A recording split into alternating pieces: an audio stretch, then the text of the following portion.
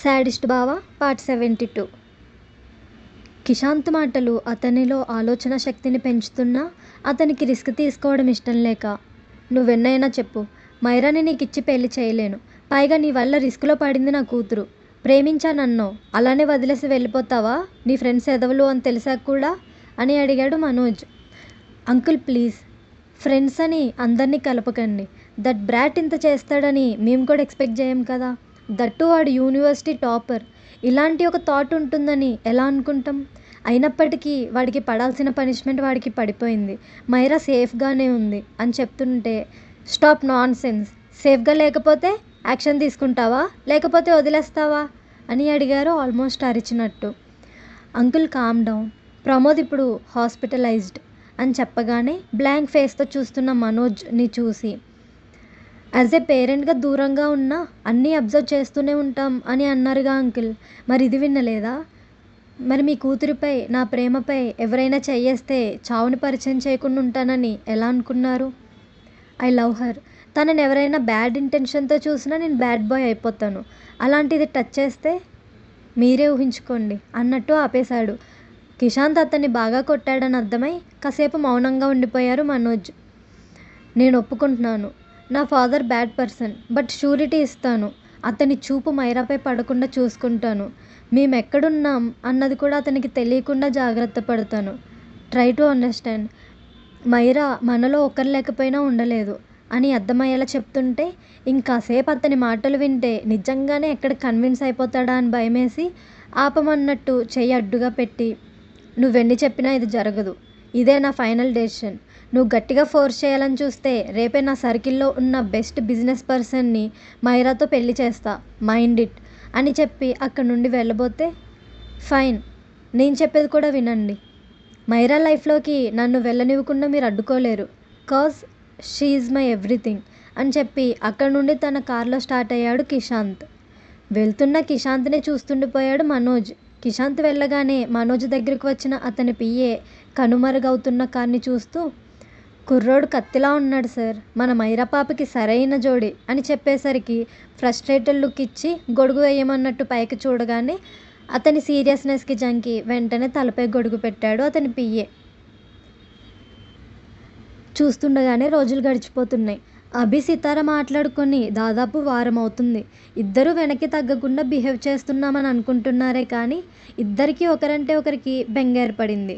తన ప్రతి ఎమోషన్ని కంట్రోల్ చేయగలిగే సితార స్పర్శ దూరం అవుతుంటే తనని తానే కోల్పోయిన ఫీలింగ్ వచ్చేస్తుంది అభికి. కానీ కావాలనే తనకి దూరంగా ఉంటున్నాడు. కానీ ఆ కోపానికి బలైపోతున్నాడు సుభాష్. ఆ రోజు సాయంత్రం అభి మీటింగ్ ఉండి వేరే హోటల్కి వెళ్ళాడు. సితారాకి రిసెప్షన్ నుండి కాల్ వచ్చేసరికి ఆన్సర్ చేసింది. మిమ్మల్ని కలవడానికి మాయా బ్యాంకింగ్ నుండి మిస్టర్ తరుణ్ వచ్చారు మేడం, ఉండమని చెప్పమంటారా అని అడిగిన ఆమె మాటకి సితార కొన్ని క్షణాల పాటు ఆలోచించి, వస్తున్నా అని చెప్పి గ్రౌండ్ ఫ్లోర్కి చేరుకుంది. లిఫ్ట్ డోర్స్ ఓపెన్ అవ్వగానే ఏదో ఆలోచిస్తూ వస్తున్న సితారాని చూసి లేచి నుంచున్నాడు తరుణ్. సితార అతనికి దగ్గరగా వచ్చాక కానీ థింకింగ్కి ఫుల్ స్టాప్ పెట్టి ఫార్మల్ స్మైల్ ఇచ్చింది. తనని చూసి చాలా డేస్ అవ్వడంతో తరుణ్ కూడా హ్యాపీగా నవ్వాడు. ఏంటి సడన్గా అని అడిగింది సితార.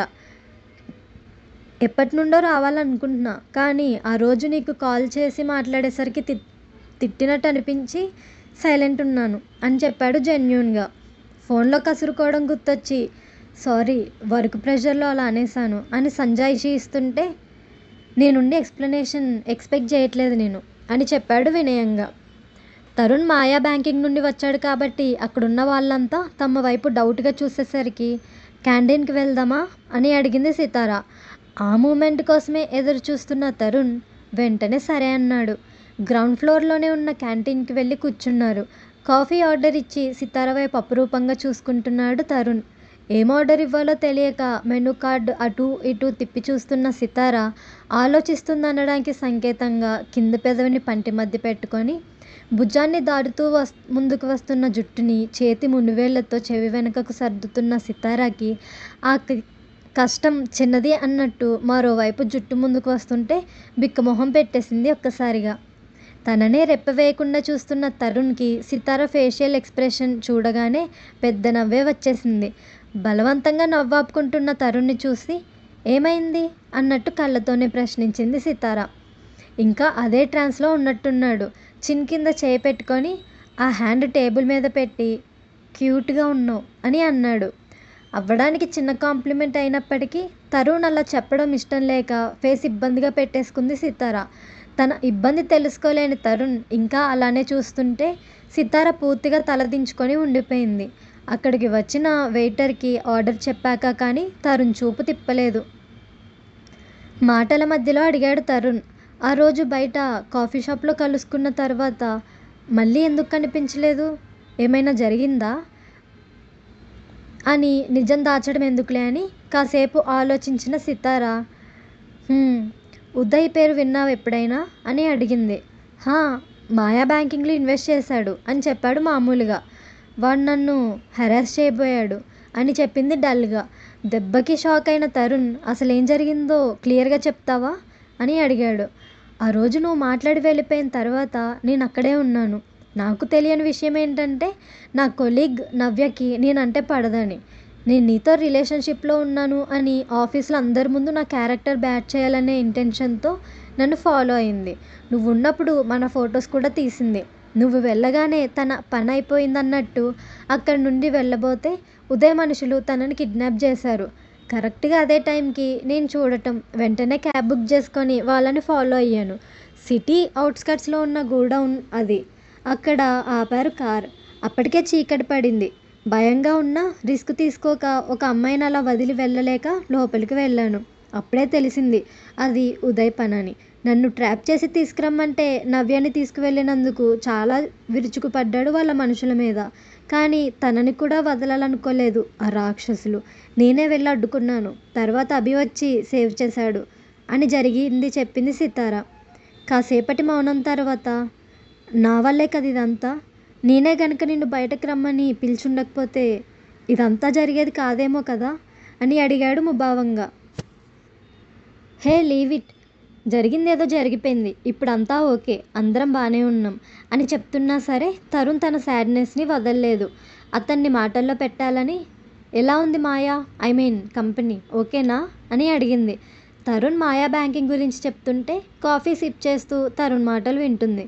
ఇంతలో మీటింగ్ కోసమని బయటకు వెళ్ళిన అభి నయనాకి వచ్చాడు. ఎక్కువ వర్క్ లోడ్ పడడం వల్ల నేరుగా కాఫీ తాగి వెళ్దామని క్యాంటీన్కే వచ్చాడు. డైరెక్ట్గా కౌంటర్ దగ్గరకు వెళ్ళి కాఫీ చెప్పి వెనక్కి తిరిగి చూసేసరికి తరుణ్తో కలుసున్న సితారాని చూసి కోపం నా శలాలకి ఎక్కింది. అసలేం చేస్తుందో అని అక్కడే నిలబడి తననే గమనిస్తున్నాడు. మాటల మధ్యలో అప్రయత్నంగా పక్కకి తిరిగి చూసిన సితారాకి యాంగ్రీ బర్డ్ అవతారం ఎత్తిన అభి తన వైపే చూడడం చూసి షాక్ అయింది.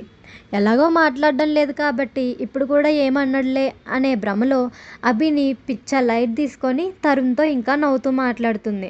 అక్కడ అభి గుండెల్లో మాగ్మా స్టార్ట్ అయింది. వాల్కనోగా మారి ఎప్పుడైనా బయటకు రావచ్చు అనే విషయాన్ని ఎప్పుడో మర్చిపోయింది పాప. తరుణ్తో మాట్లాడుతూ ఓ కంట అభిని గమనిస్తూనే ఉంది. అభికి జలసీని పరిచయం చేద్దాం అనుకుంది కానీ అది ఎక్స్ట్రీమ్ లెవెల్ ఆఫ్ ఫ్రస్ట్రేషన్ అవుతుందని ఎక్స్పెక్ట్ చేయలేదు. కనీసం ఇలా ఉడికించి మాట్లాడించాలని అనుకుంది. అభి వైపు చూస్తూ టిష్యూ అందుకుందామని పైకి లేచింది. లైట్ వెయిట్ ఉన్న టేబుల్ వెంటనే కదిలి తరుణ్ పైనే పడేలా చేస్తుంటే సితార చూసి కంగారు నటిస్తూ I'm sorry Tarun, so sorry, వాంటెడ్గా చేయలేదు అని చెప్పింది. ఇంకొంచెం ముందుకు వెళ్తే అభి ఖచ్చితంగా మాట్లాడతాడు అనుకొని తరుణ్కి దగ్గరగా నుంచొని తీసుకున్న టిష్యూతో తరుణ్ బ్లేజర్పై పడిన కాఫీ క్లీన్ చేస్తుంటే ఇంకా ఉండబట్టలేక అభి సితార వైపు అడుగులు వేశాడు. సితార అభి రాకను గమనిస్తుంది కానీ పట్టించుకోనట్లు చూపు మొత్తం తరుణ్ పైన నిలపడానికి ట్రై చేస్తుంది. వాళ్ళకి దగ్గరగా వచ్చిన అభి సితార మోచేతి దగ్గర పట్టుకొని ఫోర్స్గా వెనక్కి లాగాడు తరుణ్ నుండి. ఊహించిందే కాబట్టి రియాక్ట్ అవ్వలేదు. నెక్స్ట్ సెకండ్ సితార చెంప పగలగొట్టాడు. ఊహించని చర్యకి బెదిరిపడింది పాప.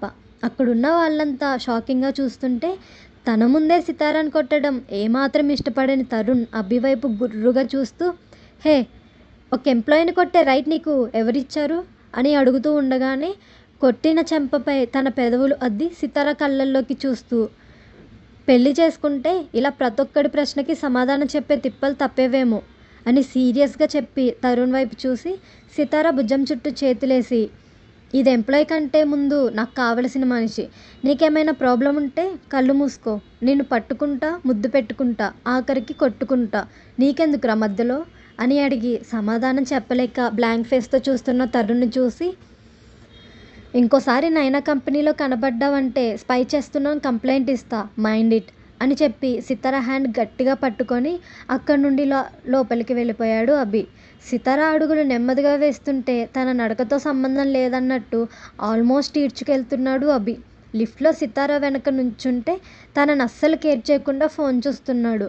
డోర్స్ ఓపెన్ అవ్వగానే మళ్ళీ చేయి పట్టుకొని నేరుగా సితార క్యాబిన్లోకి తీసుకువెళ్ళి సితారాని తన సీట్లో కుద్దేసి బగ్గుమంటున్న కళ్ళతో టేబుల్ మీద కొరిగి సూటిగా తన కళ్ళల్లోకి చూస్తూ, నీ వర్క్ ప్లేస్ ఇక్కడ, అక్కడ కాదు, రూల్స్ గుర్తుపెట్టుకొని వర్క్ చేస్తే ఎక్కువ రోజులు ఉంటావు అని చెప్పి అక్కడ నుండి వెళ్ళిపోయాడు అభి. అభి డోర్ వేయగానే పేపర్ వెయిట్ డోర్ మీదకు విసిరి, యూ ఇడియట్, అందరిలో నా పరువు తీసావు, డౌట్ లేదంటూనే ఫుల్ డౌట్ పడతావు, ఐ హేట్ యూ ఇడియట్ అని గట్టిగా అరిచినట్టు మాట్లాడింది సితార. కానీ బయట ఎవరికి వినిపించకపోవడం వల్ల ఎవరూ తన ఓదార్పుకి కారణం కాలేకపోయారు. గడిచిన 4 రోజుల నుండి మైరా కిషాంత్కి కాల్ చేస్తూనే ఉంది. మైరా లేదు కాబట్టి తమ ఇండిపెండెంట్ హౌస్లోనే వర్క్ చేస్తున్నారు కిషాంత్ వాళ్ళు. మైరా షాప్ని యూజ్ చేయట్లేదు.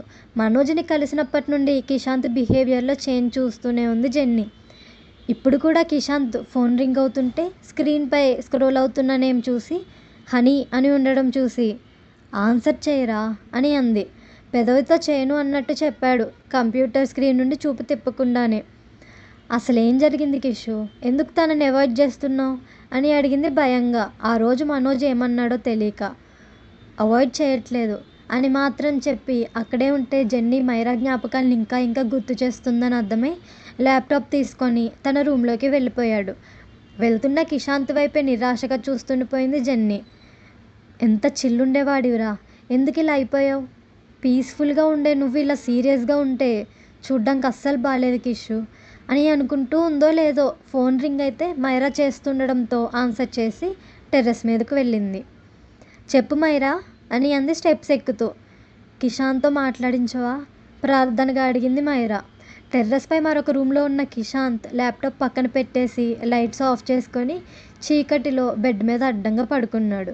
పూర్తిగా పడుకోలేదు అనడానికి సంకేతంగా ఒక కాలిని చాచి మరొక కాలిని బెండ్ పొజిషన్లో నుంచోబెట్టాడు. భారమైన ఊపిరిని వదులుతూ పడుకునే జుట్టుని భారంగా వెనక్కి అనుకుంటే స్ట్రీట్ లైట్ వెలుతురు వల్ల గ్లాస్ డోర్స్ నుండి కిషాంత్ కనిపిస్తున్నాడు జెన్నీకి. అతన్నే బాధగా చూస్తూ, రావచ్చుగా మైరా ఒకసారి అని రిక్వెస్ట్ చేసింది జెన్నీ. ట్రై చేస్తున్నాను జెన్నీ, బయట కడుక్కు కూడా పెట్టనివ్వడం లేదు అని జీరబైన గొంతుతో చెప్పింది మైరా. వాడు కంప్లీట్గా డిస్టర్బ్ అయిపోతున్నాడు మైరా, అస్సలు తినట్లేదు, నిద్రపోవట్లేదు, నా మాట కూడా వినట్లేదు, చూడలేకపోతున్నాను వీనిలా అని అంటున్న జెన్నీ మాటలు మైరా కళ్ళల్లో సుడులు తిరిగేలా చేస్తుంటే అతి కష్టం మీద ఆపుకుంటూ, రేపు రావడానికి ట్రై చేస్తాను జెన్నీ, డాడ్ ప్రాజెక్ట్ పని మీద రాంచీ వెళ్తున్నారు అని చెప్పింది. మరి మీ అమ్మ ఒప్పుకుంటుందా అని అడిగింది జెన్నీ. ఒప్పిస్తాను అని చెప్పి అడగాల వద్దా అని ఆలోచిస్తూ జెన్నీ అని పిలిచింది సంశయంగా. అని అంది జెన్నీ. నేను చూడొచ్చా కిషాంత్ని ప్లీజ్ అని రిక్వెస్ట్ చేసేసరికి వెయిట్ అని చెప్పి మైరాకి వీడియో కాల్ కనెక్ట్ చేసింది జెన్నీ. డైరెక్ట్గా కిషాంత్నే చూపించడంతో మస్క వెలుతురులో కనిపిస్తున్న కిషాంత్ క్లియర్గా కనిపించకపోయినా అతని అపీరెన్స్ చూసి 0.001% హ్యాపీగా ఫీల్ అయింది మైరా. జెన్నీ మాట్లాడుతూ హ్యాపీనా అని అడిగింది నవ్వుతూ. కొంచెం అని చిన్నగా చెప్పి జాగ్రత్తగా చూసుకో అని చెప్పింది నెమ్మదిగా. ఓయ్, నీకు బాయ్ ఫ్రెండ్ కంటే ముందు నాకు బెస్ట్ ఫ్రెండ్, చెప్పాలా నువ్వు, తెలీదా నాకు అని అడిగింది చిరుకోపంగా. సారీ అని అంది చిన్నగా ముఖం చిన్నబుచ్చుకొని. అయ్యో పిచ్చి మైరా, వాడు నాకు బెస్ట్ ఫ్రెండ్ అయినప్పటికీ నీకు లైఫ్ పార్ట్నర్, ఆ మాత్రం ఆర్డర్ వేయడంలో తప్పులేదు. పైగా నువ్వు కాకుండా ఎవరు చెప్పగలరు నాకలా అని అనేసరికి అందంగా నవ్వేసింది మైరా. ఓకే బేబీ, టుమారో రావడానికి మ్యాక్సిమం ట్రై చేయి, take care of your self అని చెప్పి కాల్ కట్ చేసింది జెన్నీ. జెన్నీతో మాట్లాడాక కొంచెం ధైర్యంగా అనిపించిన మైరా హాల్లో ఉన్న తల్లి దగ్గరికి వెళ్ళింది. ఇంట్లో ఎక్కడ మనోజ్ లేకపోవడం చూసి టీవీ చూస్తున్న తల్లి ఒడిలో తల పెట్టుకొని పడుకుంది. వచ్చినప్పటి నుంచి ఇదే బయటకు రావడం మైరా కూతురు తల నిమురుతూ ఏమైనా కావాలా, జ్యూస్, సలాడ్స్ అని అడిగింది. సీలింగ్కి ఫేస్ అయ్యేలా పడుకొని తల్లిని చూస్తూ కిషాంత్ కావాలి మామ్ అని చెప్పింది ముద్దుగా. ఆ మాటకి వెంటనే కొట్టడానికి చెయ్యెత్తి కొట్టలేక విసుగ్గా ఛేదించి మైరా వైపు అసహనం నిండిన చూపులతో చూశారు హేమలత. లేచి కూర్చొని తల్లి చిన్ పట్టుకొని ప్లీజ్ మామ్ అని రిక్వెస్ట్ చేసింది మైరా. నీకెందుకు వాడి పిచ్చి పట్టింది అని అడిగింది కోపంగా తన చిన్ పట్టుకున్న మైరా చేతులు తప్పిస్తూ. పిచ్చి కాదు మా, ప్రేమ అని అమాయకంగా చెప్తున్న కూతురిని ఏమనాలో తెలియక చంపేస్తున్నాను నన్ను మీ మధ్యలో. నీకు ఫోన్ ఇచ్చినందుకే అరిచి గోల చేశారు మీ డాడీ. ఎప్పుడూ నన్ను పల్లెత్తి మాట కూడా అనేవారు కాదు అని అంటూ కైమన్న తల్లిని చూసి నీ కూతురు బాధపడితే చూడగలవా మామ్ అని అడిగింది రెప్పలు టపటపలు ఆడిస్తూ. 3 ఏళ్ల మైరా గుర్తొచ్చేసరికి మైరాని ముద్దు చేసి ఏం చేసినా నన్ను ఇరికించకుండా మీ డాడీ కంట పడకుండా చేయి. లిమిట్స్ క్రాస్ చేస్తే వాతలు పెడతాను ముందే చెప్తున్నా అని చెప్పేసరికి తల్లి బుగ్గపై గట్టిగా ముద్దు పెట్టుకొని thank you so much mom, love you అని గట్టిగా అరిచి చెప్పి తన సంతోషాన్ని బయటపెట్టింది మైరా. ఇదే కదా ఆమెకు కూడా చూడాలనుకున్నది. గిరగిరా తిరుగుతున్న మైరాని పట్టుకొని ఆపి ఓవర్ ఎగ్జైట్ అవ్వకు. మీ డాడీ రేపు ఎల్లుండి ఎర్లీ మార్నింగ్కి ఇక్కడ ఉంటారు. సో నైట్ 7 దాటకుండానే నువ్వు ఇక్కడ ఉండాలి మైరా. ఐ వార్న్ యూ, లేకపోతే నేనే హౌస్ అరెస్ట్ చేస్తా అని సీరియస్గా చెప్పేసరికి point to be noted mom, త్వరగా వచ్చేస్తాను అని చెప్పి తన రూమ్లోకి తూనీగలా ఎగిరిపోయింది మైరా. వెళ్తున్న కూతుర్ని చూస్తూ పిచ్చి పిల్ల, మాకంటే ఆ అబ్బాయి ఎక్కువైపోయినట్టున్నాడుగా. ఈ లెక్కన దీని సంతోషం కోసం నేను మనోజ్తో ఎన్నిసార్లు గొడవ పడాల్సి వస్తుందో ఏంటో అని అనుకుంటూ మెయిడ్ని పిలిచి రైస్ పెట్టమని చెప్పి ఆ ప్లేట్తోనే మైరా రూమ్లోకి వెళ్ళింది హేమలత. ఈ ఎపిసోడ్ కనుక మీకు నచ్చినట్లయితే లైక్ చేయండి, కామెంట్ చేయండి ఫ్రెండ్స్. Thank you.